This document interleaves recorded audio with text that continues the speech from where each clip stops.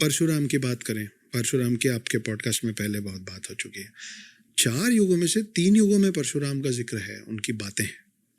लेकिन ये बहुत इंटरेस्टिंग पार्ट है कि कैसे जो पिनाका, उनका जो धनुष था जो शिव जी ने दिया था, वो 21 बार उन्होंने क्षत्रिय विहीन किया, क्योंकि उनके पिता को मार दिया गया था तो क्षत्रियों से नाराज हो गए थे।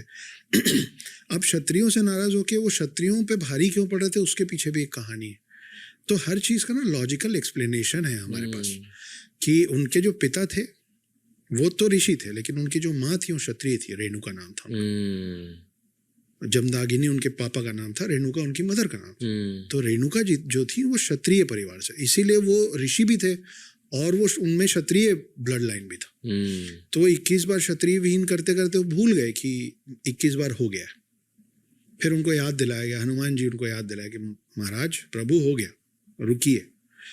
अब वो जो यहाँ मोटा मोटा ये Parashuram is one of the Dashavatars. Parashuram एक लौते ऐसे शख्स हैं सब में जो दशावतार के 10 लोगों में भी उनका नाम है और 7 चिरंजीवियों में भी उनका नाम। तो वो जब शांत हुए तो शिव का दिया ये जो धनुष था जिसका नाम पिनाका था, ये उन्होंने दिया राजा जनक को, और राजा जनक थे सीता के पिता। ओके।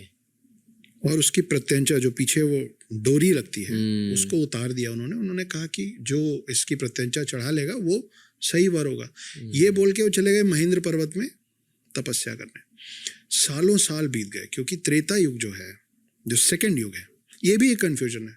मुझे बड़ा आश्चर्य हुआ कि लोगों को लगता है कि सत्युग है, फिर द्वापर है, फिर त्रेता है, क्योंकि डी और टी त्रे सुन के थर्ड लगता है। तो त्रेता युग की शुरुआत में जो पहले अवतार हैं वो परशुराम, और त्रेता युग के जो आखिरी अवतार हैं वो राम है। तो त्रेता युग जो है वो है कुछ 8,96,000 सालों का, 8,64,000 ईयर्स।